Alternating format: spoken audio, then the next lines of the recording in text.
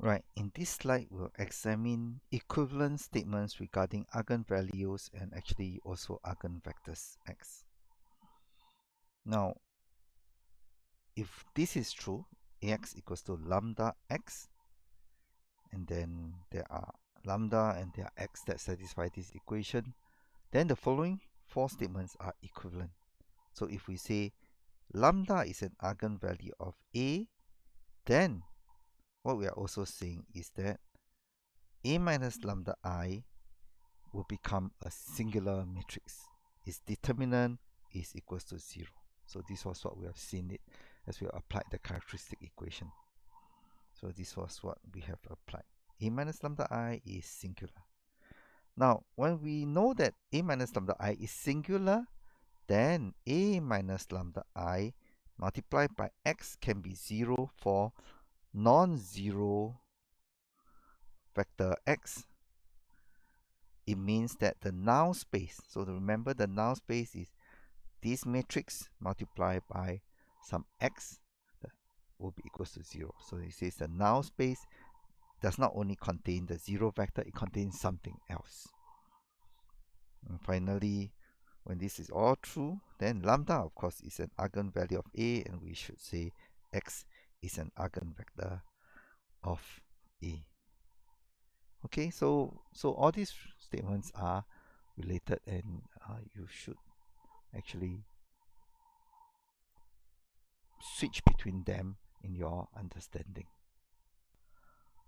Now we'll go through some examples. We're interested in A being a triangular matrix, and when we have a triangular matrix, then we have very interesting properties for the determinant. The determinant of a triangular matrix, so now let's consider a triangular matrix like this, or like this. It means this is the upper triangle, and here's the lower triangle, means only these values are non-zero, or in the upper triangle only the upper side are non-zero.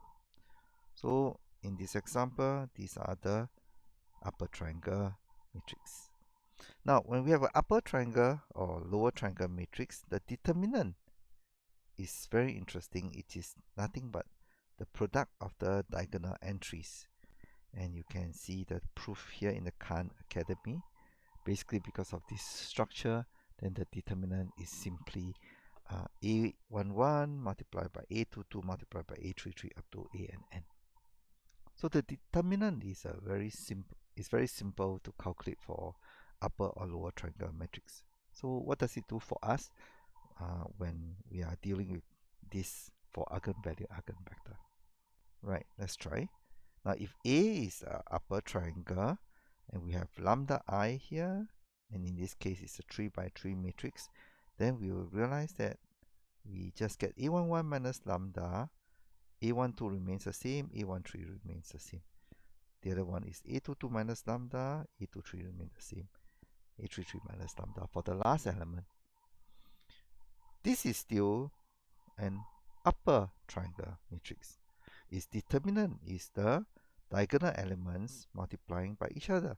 So the determinant of A minus lambda I is equals to A11 minus lambda 1, or I should say lambda, and A22 minus lambda multiplied by A33 minus lambda.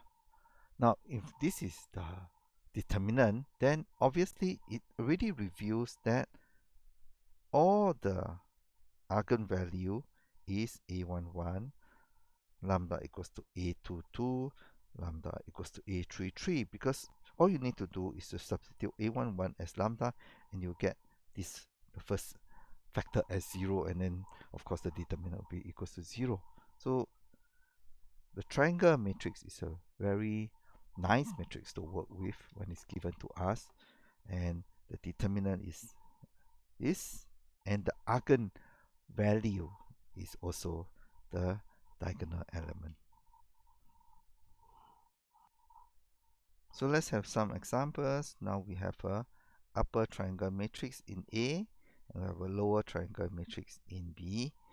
And of course, from the previous theorem, we know that the eigenvalues are the diagonal elements. So this is it for A.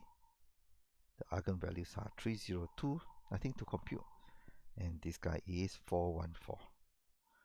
So we don't say 4, 4, 1. We just say 4 is repeated twice and 1. So it has only two eigenvalues, 4 and 1. Now, what's also interesting when we have an eigenvalue equals to 0 is this. Therefore, the determinant of A is 0 because determinant of A is the diagonal elements multiplied by each other. So 3 times 0 times 2 is 0. So it implies that when you have an eigenvalue of 0, then the matrix A is actually also not invertible. Okay, so maybe the statement here I should repeat. When 0 is an eigenvalue of A, it means that A is not invertible.